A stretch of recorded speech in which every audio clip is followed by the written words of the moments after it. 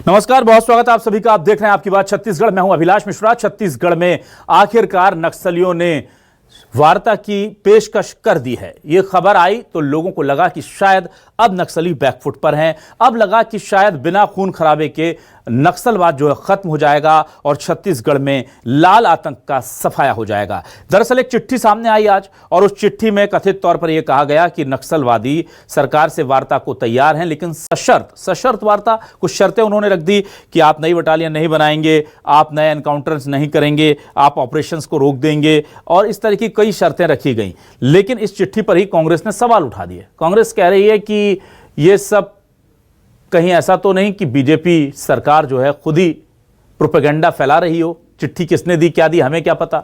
और अगर ऐसी कोई पेशकश आई है तो बातचीत करनी चाहिए। लेकिन वो विजय शर्मा जी जो गृह मंत्री भी हैं, डिप्टी सीएम भी हैं और नक्सलवाद के खात्मे में लगातार लगे हुए हैं, वो हमेशा से लगातार जो कहते रहे, जो आए थे सबसे पहले तो आपने कहा था उन्होंने नक्सलियों को बातचीत की पेशकश की थी और कहा था किसी भी मीडियम से आ जाइए, वीडियो कॉन्फ्रेंसिंग से कर लीजिए, बातचीत करने को तैयार है। उस वक्त नक्सलियों ने उनकी बात नहीं मानी। फिर बड़े ऑपरेशन शुरू हुए, लगातार नक्सलियों की मौत की खबरें आई, उन्हें उनके अंजाम तक पहुंचाया जाता रहा। हमारे जवानों ने वीरता के अदम्य साहस का परिचय दिया और फिर हमने देखा कि लगातार नक्सलियों के मंसूबे जो हैं वो नाकामयाब होते रहे। अब क्या वाकई में बैकफुट पर नक्सली आकर के सरकार से बातचीत करना चाहते हैं? विजय शर्मा जी ने कह दिया है बातचीत को हम हर लिहाज से तैयार हैं, लेकिन शर्तों के साथ नहीं। बात करनी है तो बातचीत कीजिए, शर्त वर्त मत लगाइए, क्योंकि अब अपर हैंड पर सरकार है। उस वक्त सरकार जो थी वो मांग कर रही थी नक्सलियों से कि आप आकर बातचीत कीजिए। उस वक्त नक्सलियों को लगता था कि हमें क्या जरूरत है, हम अपने हिसाब से निपट लेंगे। पर अब स्थिति बदल चुकी है। बहुत कम साल में, 1.25 से 1.5 साल में पूरी तरह स्थिति बदल गई है। अब सवाल यह है कि क्या वाकई में नक्सलवाद का खात्मा बिल्कुल होने को तय है या फिर अभी बहुत लंबी लड़ाई बाकी है। 2026 मार्च तक की डेट खुद गृह मंत्री अमित शाह ने दी हुई है नक्सलवाद के खात्मे की। क्या उससे पहले बिना बंदूक के हो जाएगा यह समाधान? इसी पर शुरू करते हैं आपकी बात।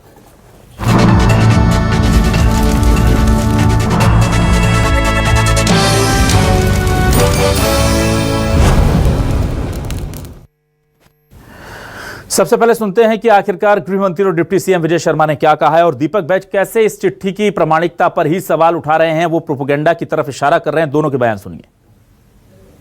ऑथेंटिसिटी एक बार दिखवानी होगी, परंतु ये जरूर है कि अगर ये ऑथेंटिक पत्र है तो उन्होंने पहले भी बहुत सारी कंडिकाओं के साथ चर्चा की बात कही, अभी भी वैसी किया है। युद्ध विराम कह रहे हैं, कहा गया है उस पत्र में। युद्ध विराम वैसी कोई मामला, कोई स्थिति है नहीं। कोई उदंडता करता है तो दंडात्मक कार्यवाही की जाती है, उसको युद्ध नहीं कहा जाता है। दूसरा, मैं आपसे ये भी कहना चाहता हूँ कि नक्सलियों के से चर्चा बातचीत हम बिल्कुल तैयार हैं। विष्णुदेव जी की सरकार या हमारा केंद्र का नेतृत्व भी एक बार भी ये नहीं चाहता है कि एक गोली भी चले। और जो भी बातचीत हो, पुनर्वास नीति बहुत अच्छी बनी है, उसके माध्यम से सब मुख्यधारा में आए और पूरी बस्तर की उन्नति का मार्ग प्रशस्त करें। नक्सलियों के तरफ से अगर वार्ता के लिए ठोस निर्णय अगर आया है तो निश्चित रूप से सरकार को उस पर विचार करना चाहिए। कहीं ऐसा तो नहीं कि सरकार अपनी वाहवाही लूटने के लिए, ये कोई प्रोपेगेंडा तो नहीं। देखिए, वो किस इशू पे शांति वार्ता करना चाहते हैं, उनकी शांति वार्ता का मकसद क्या है और इसमें सरकार क्या सोचती है, ये तो निर्णय सरकार को करना है।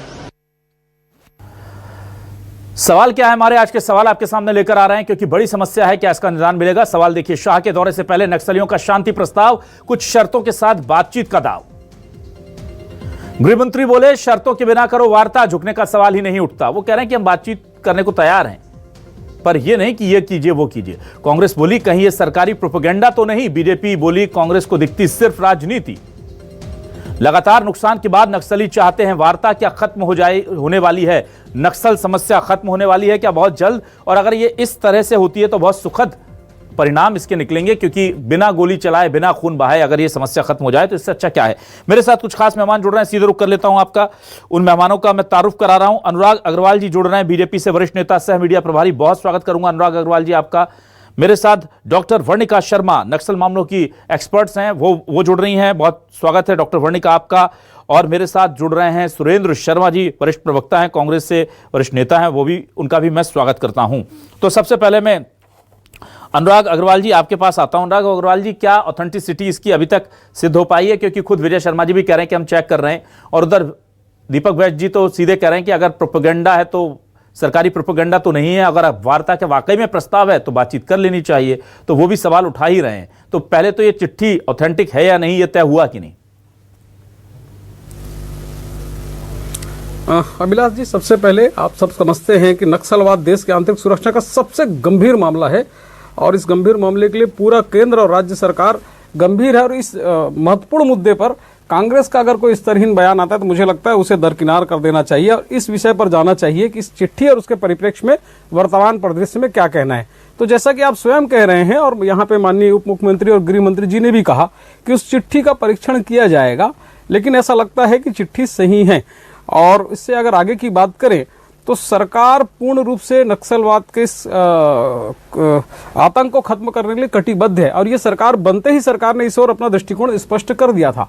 आपको याद होगा विजय शर्मा जी ने सबसे पहले गूगल फॉर्म के जरिए नक्सलियों से भी पूछा था कि आपके नक्सलियों की समर्पण की नीति क्या हो सकती है, अगर आप बताएं और वापस मुख्य धारा में आए। एक तरफ तो सरकार की ये कार्य चलते रहे, साथ ही नक्सल क्षेत्रों में विकास के लिए नियत नेल्ला नार नाम की एक योजना लाई गई, जिसके तहत वहां पे सड़क, बिजली, स्वास्थ्य की सुविधाएं भी लाई गई।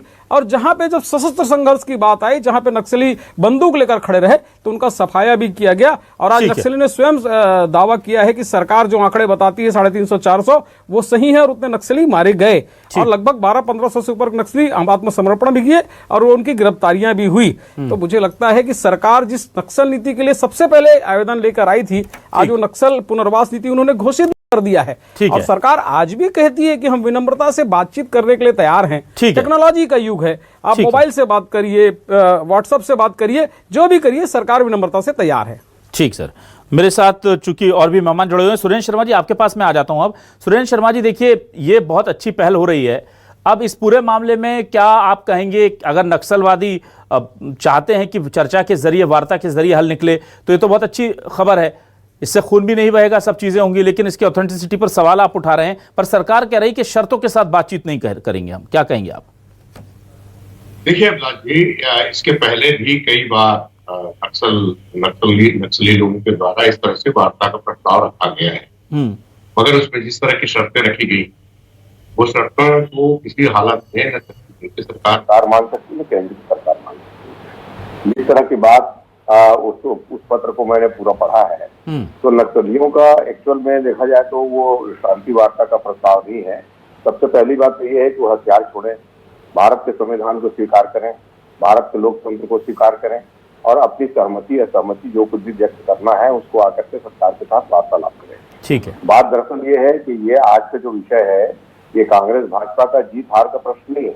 प्रश्न ये है कि हिंदुस्तान में जो आंतरिक समस्याएं हैं, नक्सलवाद की जो गंभीर समस्याएं हैं, जिससे हमारा छत्तीसगढ़ भी जूझ रहा है, हमारे छत्तीसगढ़ का बस्तर जैसा सुरम्य इलाका, वहाँ की अद्भुत संस्कृति, इन सब चीजों को लगातार तार करने का प्रयास जो नक्सलियों के द्वारा किया जाता रहा है, उसमें हमारे सुरक्षा कर्मियों ने जो सफलता अर्जित की है, जिस तरह से आज नक्सली पीछे की ओर जा रहे हैं, ये बहुत, मैं कहता हूँ ये अच्छी बात है। और मगर सवाल ये है कि इसके पहले भी नक्सलियों ने कई बार इस तरह के पर्चे जारी किए हैं, बातचीत का प्रस्ताव रखा है, मगर उनका पहला प्रस्ताव ये होता है कि आप युद्ध विराम कीजिए। काहे का युद्ध विराम नहीं, ठीक है, ठीक है। आपके पास, आपने गैर अवैधानिक ढंग से हथियार उठाया है, आप अपने हथियार सरेंडर कीजिए, आप हिंसा बंद कीजिए, और लोकतांत्रिक व्यवस्था पर विश्वास करते हुए सरकार के साथ बात कीजिए। आपकी कोई असहमति है, आप चुनाव लड़िए, चुनाव लड़के विधानसभा में आइए, लोकसभा में आइए, फिर अपनी बात रखिए। तो निश्चित रूप से ये अभी बातचीत की स्थिति निर्मित हो पाएगी ऐसा मुझको नहीं लगता, मगर फिर भी अगर बातचीत की स्थिति बनती है, अपने देश के लोग हैं, तो उनसे बातचीत जरूर किया जाना चाहिए। चलिए ठीक है, मैं डॉक्टर वर्णिका के पास आता हूं। डॉक्टर वर्णिका, चूंकि आप बहुत अच्छे से समझती हैं चीज़ें जो क्या चल रही हैं, क्या वाकई में जवानों का हमारे हौसला तो बहुत बुलंद है, क्योंकि वो वहां जाकर के एनकाउंटर कर रहे हैं जो नक्सलियों के बहुत ही ज़्यादा सेफ शैडो हिडन प्लेसेस होते थे। पर क्या वाकई में इस चिट्ठी की प्रामाणिकता को लेकर हमें खुश होना चाहिए चिट्ठी के आने से? दूसरी तरफ लोग ये भी कह रहे हैं कि इससे पहले भी वो शर्तों के साथ बातचीत का प्रस्ताव दे चुके हैं, तो बहुत कुछ नया नहीं है इसमें।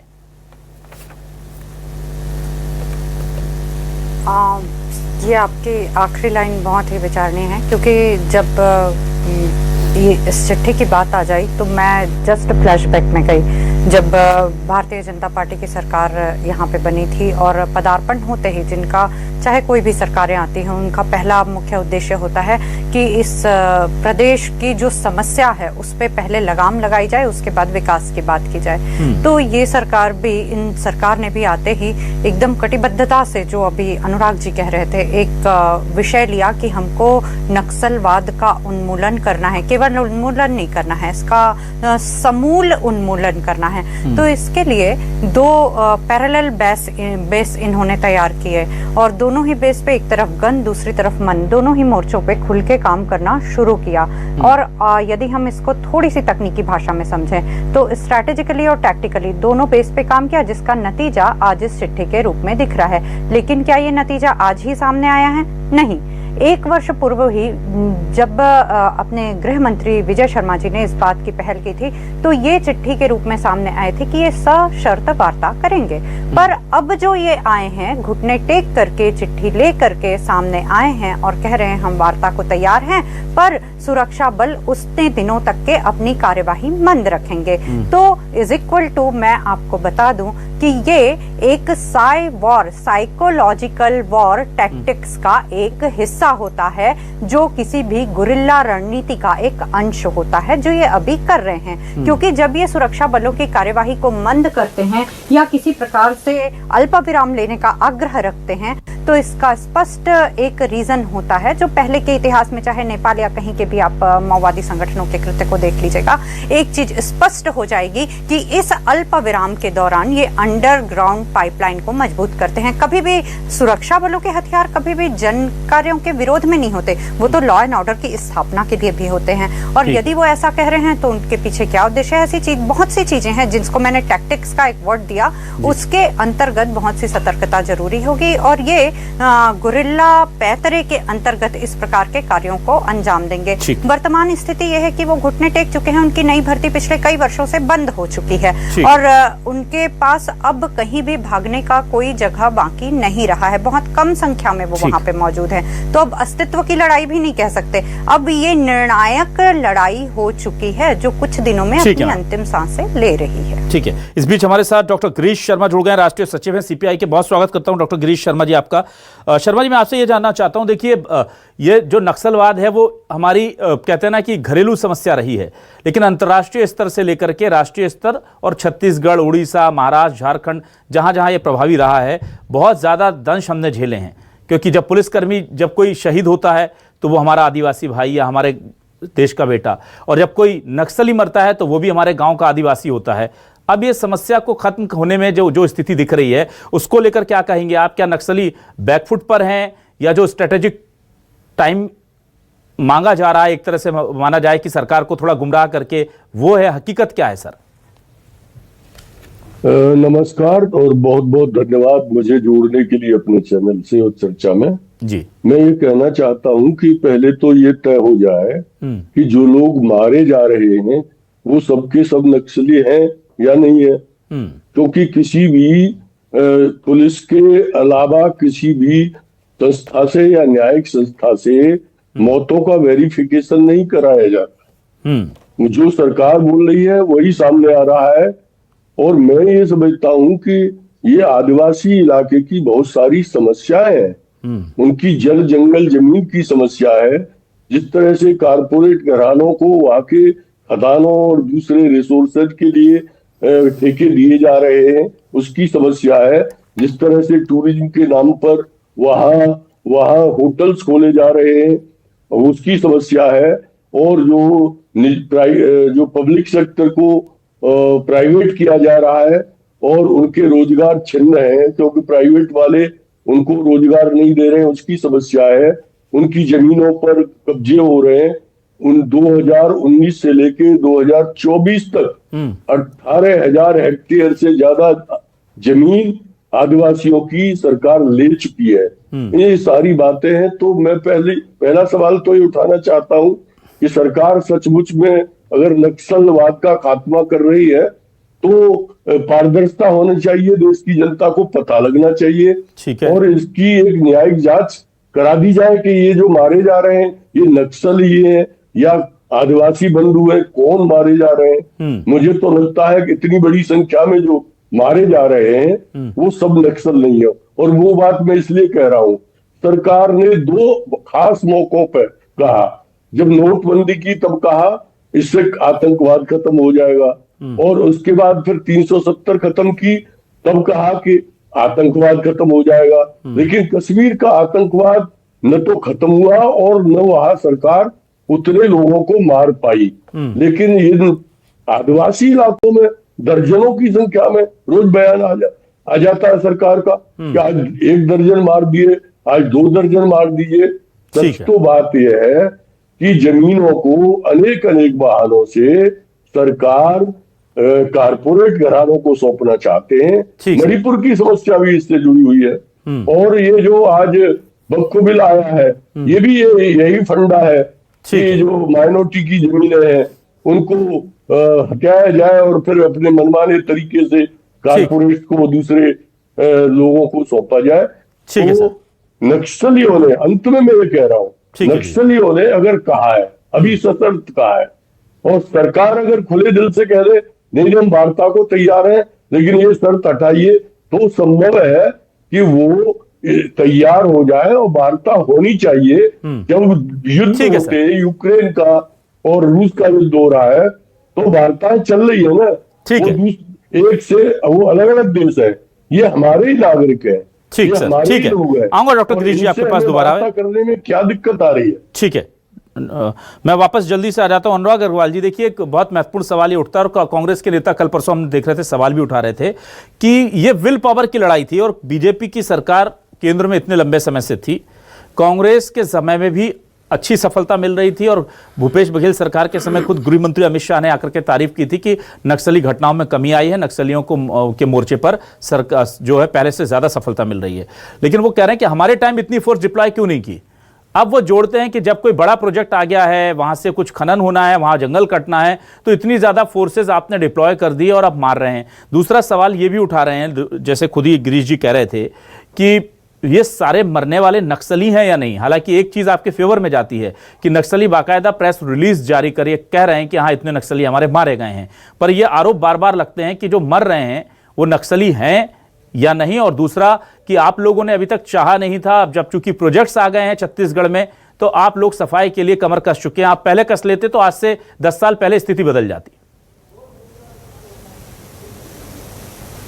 अभिलाष जी, मैं ना गिरीश सीपीआई के गिरीश शर्मा जी का जवाब वास्तव में देना चाहूंगा क्योंकि देश भी उसका जवाब चाहता है जी। ये बार बार समस्याओं की बात कर रहे हैं और सीपीआई बहुत लंबे समय तक समस्या की बात करती रही, समाधान की बात करिए ना साहब। और आप मौतों पे आज सवाल उठा रहे हैं, लगता है आपने नक्सलियों का पत्र नहीं पढ़ा। और पहला पत्र नहीं है गिरीश जी, जब से नक्सली मुठभेड़ में मारे जा रहे हैं लगातार नाम लिख के पत्र जारी कर रहे हैं और सरकार जो दावा कर रही है कि इतने नक्सली मारे गए उतने ही नक्सलियों के मरने का दावा कर रहे हैं। और किससे आप चाहते हैं और किस व्यक्ति से चाहते हैं कि इसका परीक्षण किया जाए? जब वहां पे आदिवासी मरते हैं तब आप सवाल नहीं उठाते हैं। अब दिल्ली छत्तीसगढ़ के 50 ऐसे लोग जिनके आईडी बम विस्फोट में हाथ पैर और आंख उड़ गए, जब दिल्ली में गए तो आप में से कोई सीपीआई का आदमी उनसे मिलने तक नहीं आया। आप कैसे राज्य की परिकल्पना कर रहे हैं? माओवाद जहां से पनपा वहां के चीन पे लोकतंत्र की जगह तानाशाही है क्या, वैसे राज्य की कल्पना कर रहे हैं? जहां छात्रों पे टैंक चढ़ा दिए ऐसे राज्य की कल्पना कर रहे हैं? तो देश ऐसे राज्य के लिए तैयार नहीं है। बड़ा आश्चर्यजनक बात आप लगातार करते हैं। आदिवासियों के जल जंगल और जमीन की बातें करते हैं। आप कह रहे हैं, मैं नहीं जानता, मुझे तो लगता है कि नक्सलवाद के विषय पर डिबेट नहीं होनी चाहिए। अभी तक जो चर्चा हो रही थी वही चर्चा होनी चाहिए। तो क्या वहां अभी एनएमडीसी नाम का उद्योग नहीं है क्या? क्या वहां पे नगरनार स्टील प्लांट नहीं है क्या? और सिर्फ यही क्यों दिखता है आपको? क्या छोटे जंगल के जो छोटे जंगली उत्पाद है, तेंदुपत्ता है, हरा सोना है, वो नहीं है क्या? वहां के प्राकृतिक संसाधन है वो नहीं है क्या? वहां पर्यटन के बड़े साधन है वो नहीं है क्या? सब कुछ है। मैं तो एक बात कहता हूं कि डिबेट जिस दिशा में चल रहा था, कांग्रेस भी चाहती थी कि नक्सलवाद का आंतरिक दंश खत्म हो। ये छत्तीसगढ़ हमारा है, हम लोगों का है, हमें रहने दीजिए। मुझे तो लगता है ये सीपीआई और ये लोग जो पूरे देश में विस्मित हो गए, इन्हें बाहर ही रखें। ये सिर्फ समस्याओं की बात करते हैं और समस्या के बोलते बोलते देश से विस्मित हो गए हैं। ठीक है, सुरेंद्र शर्मा जी के पास हम आएंगे, पहले डॉक्टर वर्णिकारी के पास चलते हैं। चाहे भाजपा हो चाहे छत्तीसगढ़ का एक एक नाम। अभिलाष जी पूरा होने दीजिए एक बार, मेरा आपसे अनुरोध है, आखिरी लाइन पूरा होने दीजिए।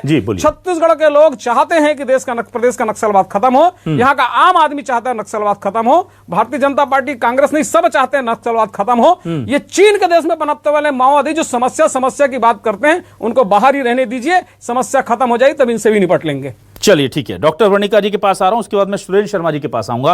डॉक्टर वर्णिका, मैं आपसे जानना चाह रहा हूं, देखिए ये आपने कहा कि एक स्ट्रेटेजिक मूव हो सकता है कि इस तरह से थोड़ा सा टाइम गेन किया जाए ताकि हमारी फोर्सेस जो हैं वो अपने ऑपरेशंस में थोड़ा सा डिले कर दें और उसका फायदा उठा करके अपनी रसद और बाकी चीजों को स्ट्रांग फिर से नक्सली नेटवर्क कर ले। लेकिन अब सवाल यहां पर यह उठ रहा है कि एनकाउंटर को लेकर सवाल है, बाकी चीजों को लेकर सवाल है, और क्या नक्सलियों का जो नंबर्स हैं जितनी तेजी से घट रहे हैं, वो क्या हम मान लें कि बहुत जल्द जो डेट दी है वो उसके आने तक समस्या खत्म हो जाएगी? क्योंकि हमको जो बात गिरीश जी ने कही वो ठीक है कि हमको कश्मीर से आतंकवाद खत्म कर देने के भी सपने दिखाए गए थे, हमको बहुत सारी चीज़ों को हमसे नोटबंदी के बाद अर्थव्यवस्था में ज़बरदस्त उछाला जाएगा, काला धन आ जाएगा, ये भी कहा गया था। पर ये जो कोशिशें होती है, मैं वादे भी नहीं कहता हूँ, चलो सरकार ने कोई कोशिश की किसी वादे के साथ, वो पूरी ही हो जाए और उसी समय सीमा में हो जाए, बड़ा मुश्किल होता है। पर एक बोल्ड स्टेटमेंट था गृह मंत्री अमित शाह का कि आकर के डेडलाइन देके गए वो। जी, एक्चुअली जिस प्रकार से नक्सलियों के जो ऑर्गेनाइजेशन है उसकी ट्राइब्यूनल एक पैटर्न है कि उनका एक केंद्रीय ऑर्गेनाइजिंग का सेंट्रल ऑर्गेनाइजिंग कमेटी होती है, उनका भी एक पोलित ब्यूरो होता है, उनका एक मिलिट्री विंग होता है। तो मैं बिल्कुल कह सकती हूँ अभी की स्थिति में उन क्षेत्रों में लगातार आना जाना भी होता है। वहाँ की आम जनता पुरजोर चाह रही है कि उस क्षेत्र में हम किसी भी प्रकार का दीमक आगे बर्दाश्त करने को तैयार नहीं है और हम भी विकास चाहते हैं, बिल्कुल वैसा विकास जैसे मैदानी क्षेत्रों में हम उन्मुक्तता देखते हैं, वहां पे जिस प्रकार की समृद्धि देखते हैं। तो आज वो क्षेत्र स्वसमृद्ध क्षेत्र है, तो हम क्यों ऐसे नहीं हो सकते? आज वहां का आम जनमानस ये बात चाहने लगा है। ये बात उन वहां के युवाओं और महिलाओं में स्पष्ट रूप से दृष्टिगत होती है। यही वजह है कि आज उनकी नई भर्ती खत्म हो चुकी है और दूसरी बात, वहां बहुत कम संख्या में अब उनके मिलिट्री विंग भी बाकी रह गए हैं। तो स्वाभाविक सी चीज है कि अब उस क्षेत्र में हम कह सकते हैं पहली बार किसी केंद्रीय गृह मंत्री ने एक डेट मुकर्रर की है कि इस डेट पे नक्सलवाद का खात्मा होगा।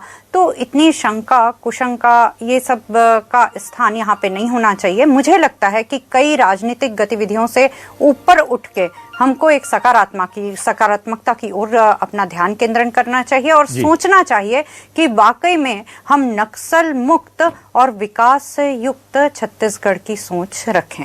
ठीक है, मैं सुरेंद्र शर्मा जी आपके पास आता हूं। सुरेंद्र शर्मा जी, देखिए ये जब अगर कोई बड़ा काम होता है तो फिर क्रेडिट की लड़ाई होती है। अब अभी मैं देख रहा था साहू जी जो हैं कांग्रेस के वरिष्ठ नेता, वो कह रहे थे कि हमारे टाइम में इतनी फोर्स क्यों नहीं डिप्लॉय कर दी, हम ही कर देते ये काम, हम बहुत अच्छे से निपट रहे थे इससे। तो क्या आपको लगता है क्या कुछ विशेष तवज्जो मिल रही है डबल इंजन की सरकार है इसलिए सफलता मिल पा रही है? आप लोगों के टाइम भी घटनाओं में कमी आई थी, या आपको लगता है कि इसमें पॉलिटिक्स नहीं होनी चाहिए, बस खात्मा होना चाहिए, छत्तीसगढ़ में शांति आना चाहिए, जो बात बार बार अनुराग अग्रवाल जी कह रहे हैं? और अच्छी बात यह है कि वो विपक्ष की इस भूमिका की बार बार सराहना भी कर रहे हैं, क्या कहेंगे आप? देखिए, अभी वर्णिका जी ने एक बात कही, वो बहुत महत्वपूर्ण थी। वास्तविक में अगर देखा जाए तो बहुत पहले बस्तर में बहुत शोषण हुआ था सर। हमारी सरकार ने 7 वनोपज की खरीदी को बढ़ा करके 65 वनोपज कर दिया। आज तो इस सरकार में भी और पिछले सरकार में भी तेंदुपत्ता का सही कीमत मिल रहा है। ग्रामीण क्षेत्रों में सड़कें बनी है, लोग ट्रैक्टर खरीद रहे हैं, मोटरसाइकिल खरीद रहे हैं, घरों में टीवी पहुंच रही है, हाथ में मोबाइल पहुंच रहा है। उनको ये समझ में आ रहा है कि देश कहाँ जा चुका है और हमको कौन सा सपना दिखा करके कहाँ रखना चाहते हैं लोग। तो दरअसल में आप एक बहुत बड़े भूभाग को, एक बहुत बड़े संस्कृति को, बहुत बड़ी सभ्यता को, बहुत बड़े आदिवासी समाज को आप देश के विकास से या विश्व में जो परिवर्तन आ रहा है उससे वंचित नहीं रख सकते। और इसका परिणाम ये है कि आज नक्सलियों को उनका समर्थन मिलना बंद हो चुका है। और मैं तो स्पष्ट रूप से कह रहा हूँ कि हमने तो वो दिन भी देखा है जब हमको हमारे पैर में स्वयं गोली लगी थी, हमको घेर कर मारा गया था झीरम में, जबकि हम अपने राजनीतिक काम करने के लिए गए थे। तो ऐसी परिस्थिति में नक्सलियों ने आदिवासियों का भी कत्लेआम किया है, मुखबिरी के नाम पर के गांव के सरपंचों को भयभीत किया है। तो इस भय से मुक्त होने की तो आवश्यकता है। अगर कोई भी सरकार करती है, सब सरकार की जिम्मेदारी है। हमारी सरकार ने भी प्रयास किया था, आज भारतीय जनता पार्टी की सरकार प्रयास कर रही है और मैं तो पार्टी के ऊपर उठ करके उनकी सफलता की कामना करता हूं कि हमारा बस्तर जो है नक्सलवाद से मुक्त हो, वहाँ के लोग वहाँ बड़ी सुख शांति के साथ रह सके और विकास में बराबरी कर सके। वहाँ प्रतिभाओं की अनंत संभावनाएं हैं अभिलाष जी। ठीक है, मैंने देखा है, वहाँ के युवाओं से बात की है, वहाँ प्रतिभाओं की अनंत संभावनाएं, चाहे खेल में हो, चाहे कला में हो, चाहे काष्ठ कला में हो, चाहे लेखन में हो, चाहे विचार में हो। बस्तर किसी से पीछे नहीं है और उसको पीछे रहना भी नहीं चाहिए। ठीक है डॉक्टर गिरीश जी, आपसे मैं फाइनल कमेंट लूंगा सर। देखिए सर, नक्सलवाद की सोच का साथ बस्तर ने जितना दिया उतना मुझे नहीं लगता कि देश में कहीं किसी और ने दिया। अगर आप देखें कि इस जो सोच है, नक्सली विचारधारा जो है, सबसे ज्यादा सपोर्ट बस्तर ने किया, लेकिन बस्तर को क्या मिला सर? और अगर नहीं मिला है तो फिर लोगों के पास दूसरा ऑप्शन चुनने का रास्ता है, और अब वो चुन रहे हैं क्योंकि उन्होंने कई दशक देख लिए। सबसे ज्यादा कहते हैं ना कि इमोशनल सपोर्ट, फाइनेंशियल सपोर्ट, हर लिहाज से स्ट्रेटेजिकल सपोर्ट सब दिया उन्होंने, पर उनको कुछ मिला नहीं सर रिटर्न में, इसलिए अब वो नया रास्ता चुन रहे हैं। तो ऐसे में आपको क्या लगता है, नक्सलवाद क्या खत्म होगा या नहीं होगा? क्योंकि आप भी बहुत अंदरूनी जानकारियां रखते हैं, क्या आपको लगता है ये सोच खत्म हो जाएगी अब बस्तर से, जैसा सब दावा कर रहे हैं?